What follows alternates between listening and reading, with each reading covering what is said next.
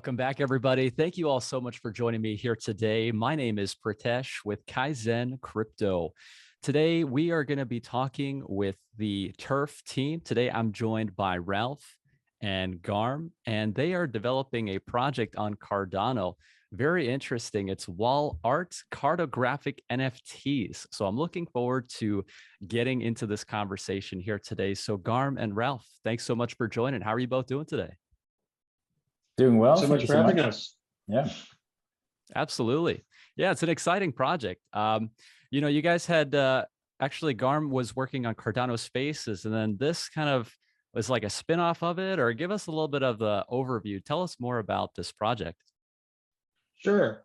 Yeah, so last year, indeed, I worked with Jasper on Cardano Space, which is another very cool project that you should definitely check out if you have a minute. But then sometime over the summer, I got to chatting with Ralph, who has been, creating cartographic art about 10 years ago of his hometown in Rotterdam, which he will tell you a lot more about in a second. And he just sort of said, hey, I know that you're working on this NFT stuff. Would it be something to try to take my art style and put that into NFTs as well? I think I quickly sort of thought like, okay, this is super interesting because, Turf creates sort of art based on map visualizations of your favorite cities. And that's something that everyone has an emotional connection to, right? The place that they live. And we sort of just got to chatting and then ultimately started building. And now we're here, close to minting finally this Thursday. Exactly. Yeah. So so I could tell a bit more about the background of how it got into existence. But as Garm already mentioned, it was almost 10 years ago that I created a similar looking piece of art for my hometown Rotterdam. And I was back then, I was a freelance web developer, didn't have too much work. So I just tried selling that as prints that people could put on the wall. And what I immediately realized was that people are so, connected, attached to their hometown. They felt so strongly about it. And that was just amazing to see. So back then, the project took off in 3 months. And the concept back then was a bit funny. I called it an online pop-up store. So I had like a countdown, like 90 days left, 80 days left, etc. And then I just also closed the web shop again, and I had a maximum of 50 prints that I would sell of it, and it sold out. So that was pretty cool. Wow. So then I met Garm in my previous job where we were co-workers, and then at some point it clicked. Like maybe this is cool as an interactive NFT on the blockchain as well, because I always had in the back of my head to do something with these maps again at some point.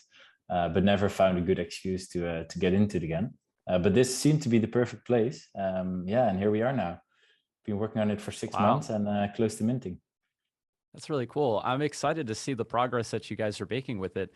It almost reminds me of some type of like VR, AR type thing where you can actually interact with this virtual world. So is it almost a metaverse, or how does it work exactly?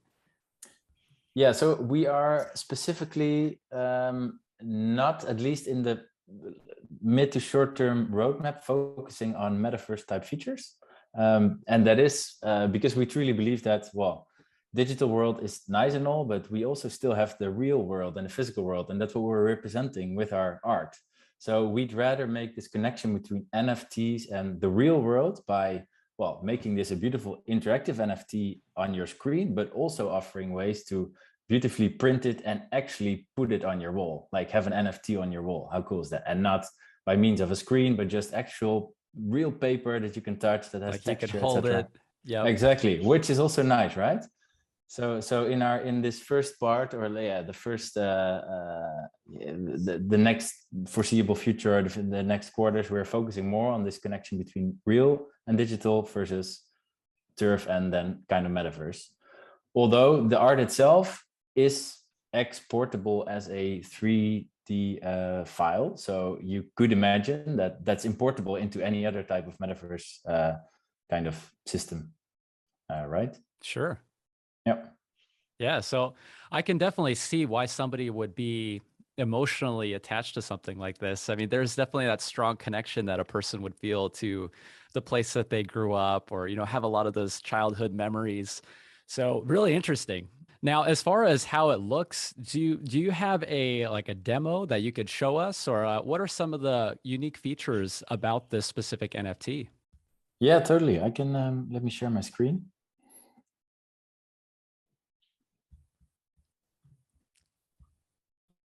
So here, can you see this? Yep, we can see it. So here we have a demo turf, like a preview turf of Chiyoda, which apparently is a place close to Tokyo. It's I think inside of Tokyo. it's Tokyo inside of has Tokyo. suburbs, which are its own city districts. Yeah. Exactly. So obviously everything basically about turfs is automated. So the names, for example, come from an open source database, and then picking just the center of the turf. So that's why this doesn't say Tokyo. But anyway, so this is what it would look like. You can interact with it, like you can turn it around. Well, on the front side, there's the art, and on the back side, there are some nice little pieces of information. Obviously, the name, the country, and the latitude, longitude. Then here we have the a bit nicer representation of the location. This is a location code, also called plus codes. And with these codes, you can kind of more easily guess where you're close to, because these numbers follow a certain pattern, etc. Well, we can also at some point share the algorithm with our followers on Twitter, for example, if they're interested. But yeah, so this is the information that they're representing. This number is also interesting. So what we have decided is to divide the surface of the Earth in squares of 2 by 2 kilometers, because that's a nice piece of land that is actually it looks nice in this art representation. So that's what you can buy. You can buy turfs per 2 by 2 kilometer square. But we also offer this unique feature where you can merge turfs. So if you select, in this case, 3 by 3 turfs, so that would be 6 by 6 kilometers wide, then you can mint that as one single NFT with one like masterpiece of art. Like this is pretty big, and it looks amazing and with so much detail. And that's what this number represents here. So this means that's actually 9 turfs, 9 squares of 2 by 2 kilometers. So what that enables is that you have so much detail here, and you can zoom in, you can move around on the map, and you can check out the location of where you live or where you met your spouse, etc. Like you can just inspect all the beautiful organic shapes, etc. So that's really cool. Zooming in, zooming out. That's it. Then another thing where you can even arguably see more detail is what we call bare mode. So we just take out the background. So here you see that instead of having a light background, there's the dark space that floats around it. So here now you can see through it. And yeah, you can arguably see even more detail like this. There's a bit more of a contrast with exactly with like the outer space theme, the black showing all the colors. Yeah. So that's pretty probably my favorite version of this, actually. It's really nice to see it floating in space like that. I'm really impressed with the details. So as far as how it's able to appear like this, is it algorithmically generated? How is it that you're able to map out so well the geographical features? Yeah, so behind the scenes, we obviously use an existing database. So we use OpenStreetMaps.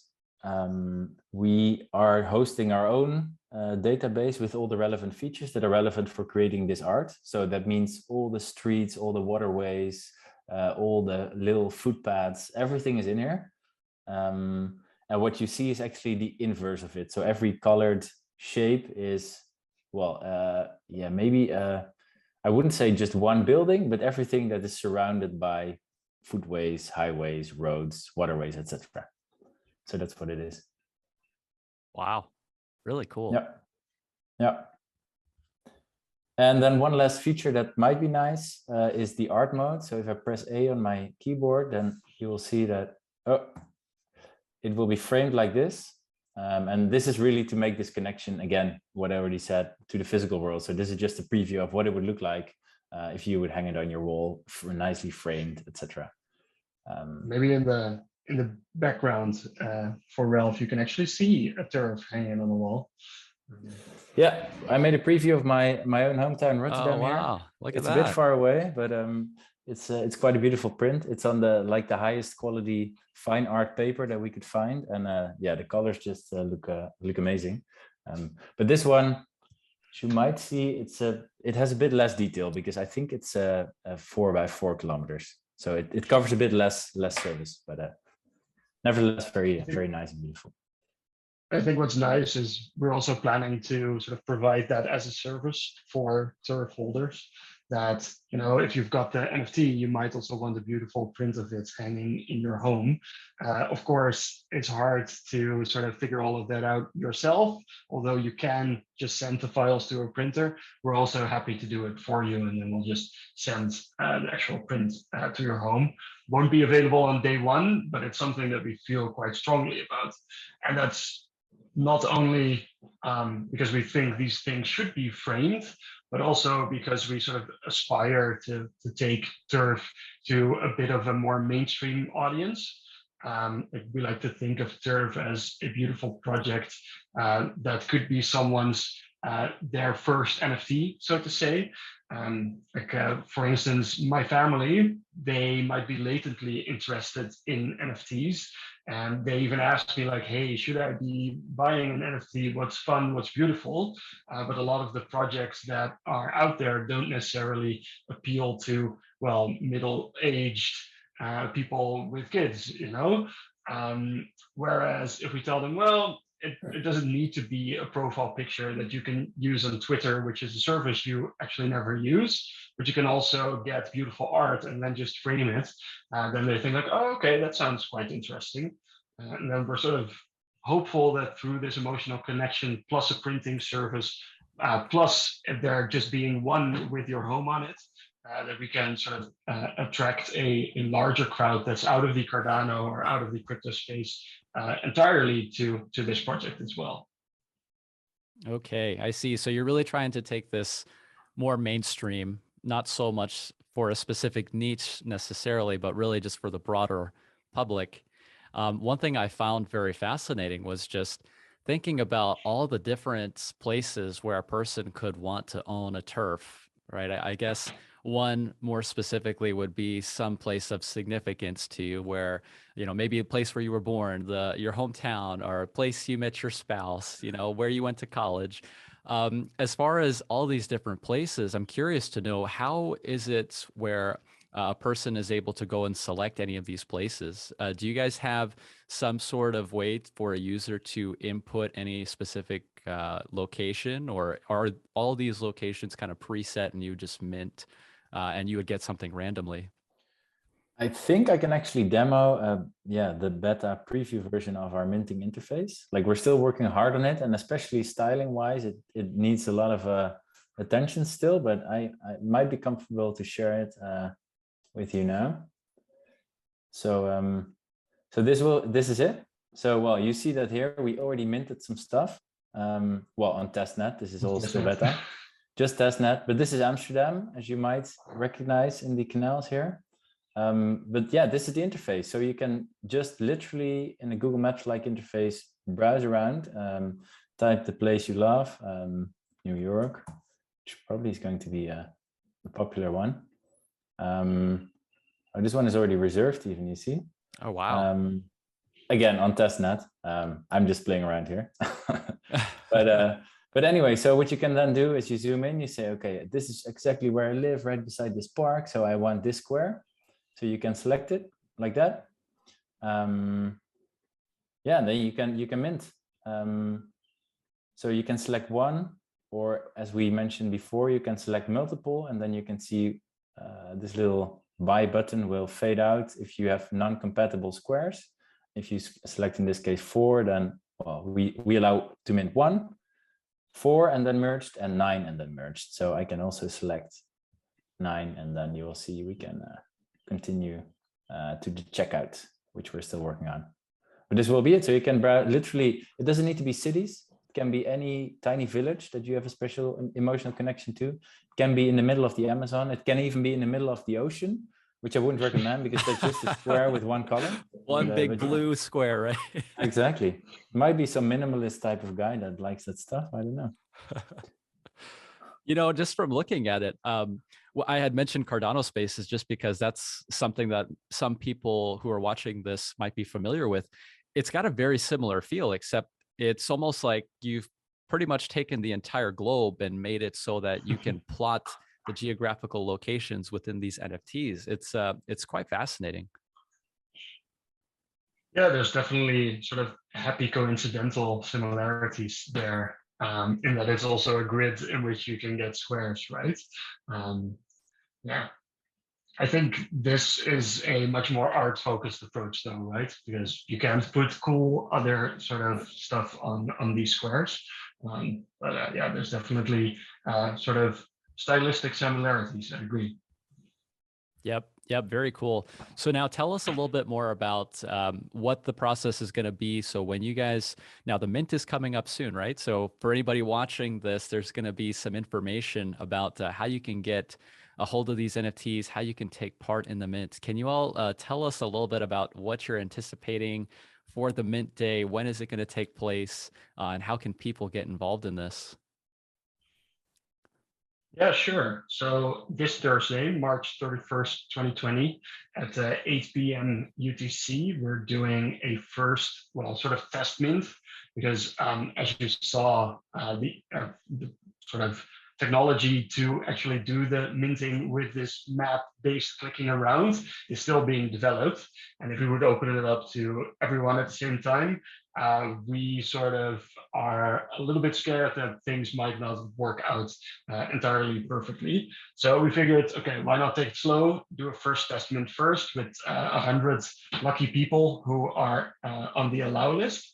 And the idea is, well, we're running a lot of games on Twitter at the moment where, well, we do what's called a GeoGuessr, and we show you a blanked out turf, one that only has the map on it. And if you can guess where that location is, or figure out what city it is and DM that city's name to us, then you get a chance of joining the allow list for upcoming Thursday. So definitely keep an eye out on our Twitter for more of these GeoGuessr games that we're running essentially on a continuous basis at the moment. And then maybe we even have one ready to do live on air, but I'm not sure. We do. Amazing. Oh, all right. Yeah. Very exciting. We got a little treat Yeah. today. Yeah. So actually, let me stop sharing my screen then. Pull it up. Okay, while you're doing that, just a question that I just thought about. Now, in terms of the data, the metadata for these NFTs, and how you are able to store the content that's held, is it IPFS? Is it Arweave? Like, what are we talking about? Is it on chain? From a technical side of things, what type of metadata have you all incorporated into these tokens? Yeah.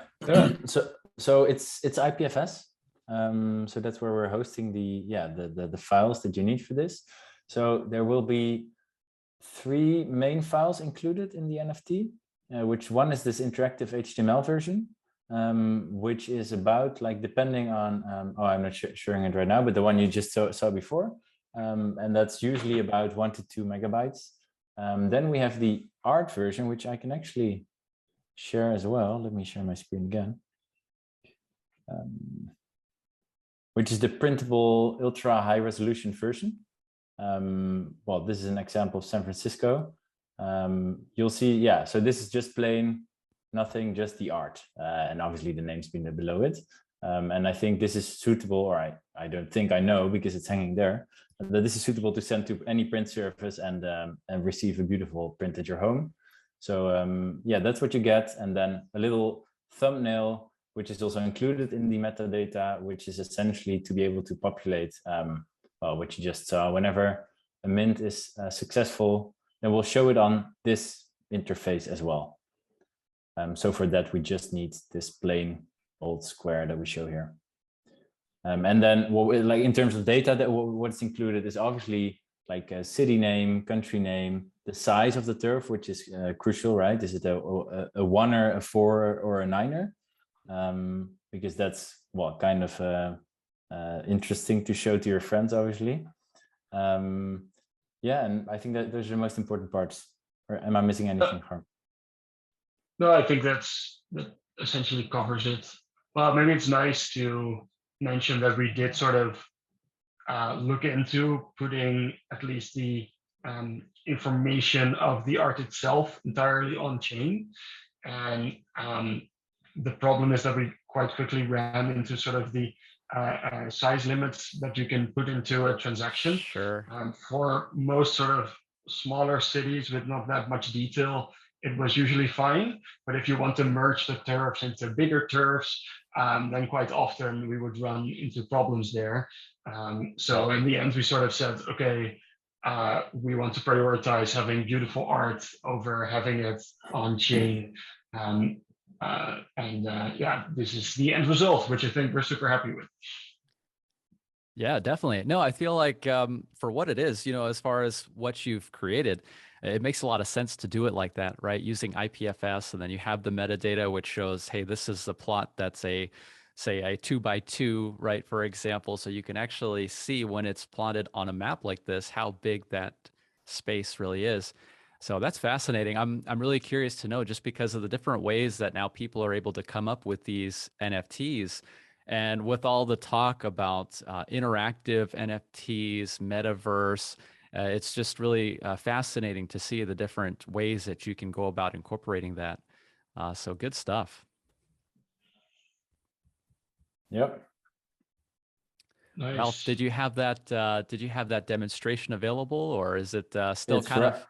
It's right here. It's ready. Okay. All right. Sharing it. We picked an easy one this time. We realized that seeing a piece of the world in this representation makes it really hard to guess which place it is. So we're trying to be nice in this one. You should be able to figure it out. Yeah. So the game is the game is that, like, we'll also announce this one on Twitter later today, and then just DM us if you know. And we're still a relatively small, under the radar kind of project, I feel, especially for the amount of work that went into it already, that we put in.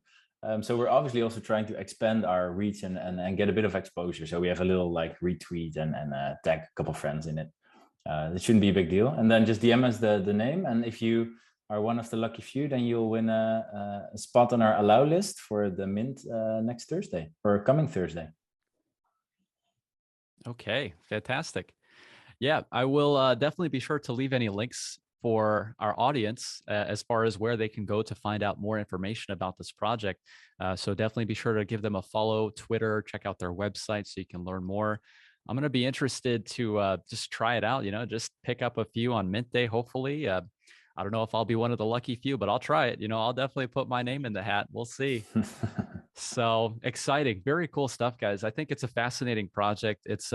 It's really interesting just to see now how far the NFT space and the ecosystem has come within Cardano. Here we are at just about the 1 year mark, right? Where we have these native assets, NFTs on Cardano. And just to see things like this, where you've got the interactive geographical locations, which you can even then go to print out. Really cool that you're appealing to a wider audience as well, making it so that you don't have to just choose a PFP for your Twitter profile, right? You've actually got something that has some meaning to you. Very, very cool. Now, as far as your roadmap and maybe some of the things that you all have planned for the future of this project, could you tell us a bit more about some of the things that our audience and your community can look forward to with this project? Yeah, I think that there are two main things that are really important on our roadmap to share. So one is the printing service that we'll be working on quite quickly after the initial mint, and we hope to bring to you in Q2 of this year as well. If you're a holder, you then can actually order prints directly on the website of the turfs that you own. And well, you also get full reproduction rights, so you could even resell those if you happen to have a turf of a beautiful spot that you would like to share with your friends, for instance. And then secondly, yeah, we really strongly believe in sort of the local emotional connection aspect of turf. We really want to encourage sort of more local connections to start growing. So with that in mind, we thought, well, wouldn't it be cool if we start an artist grant program where 10% of our profits we actually put into a grant for a local artist picked by local turf holders. And then the sort of mission for that artist is to create a turf-inspired art piece, which when they deliver it, we then celebrate with a sort of local launch party for all turf holders to join. And then, yeah, there's sort of a grand reveal and a great fun time for everyone in that particular city or region to join in on. Nice. Yep. All right. So yeah, you guys are really encouraging the physical aspect of it. I love that. And I can't wait to take part in that printing service that you guys have. So of course, not available on day one, but you know, that's something that I'm sure will take a little bit of time. Can't rush that kind of stuff, but looking forward to it, guys. I really did enjoy our conversation today. Is there any final points that you would like to leave our viewers with for our conversation? I think we covered most of it. Let's see. No, I think I'm just super much looking forward to our Mint on Thursday, and I hope many of your listeners and viewers will participate in some of the games and try to be on the allow list as well. And yeah, happy to see how this will move forward. Because in the end, it is really the community that that takes this project forward. Yeah, maybe one final thought is you can actually go to the website or our Twitter page, and there you can try out a turf NFT demo yourself already, like the sort of interactive experience that Ralph was shown here is also available on our site if you want to get an impression first of what it's like to move around in the turf world, so to say. Okay, very nice. Yep, and I will be sure to leave those links. So if you do want to try out that demo, make sure you follow them on social media. They've got their mint coming up pretty soon. So Garm, Ralph, thank you so much for joining us today. I really did enjoy this conversation and wishing you all the best with the Turf NFT project. Thank you so much for having us. Yeah. Awesome. All right, everybody. Well, thank you so much for watching. Until the next video. Take care, everybody.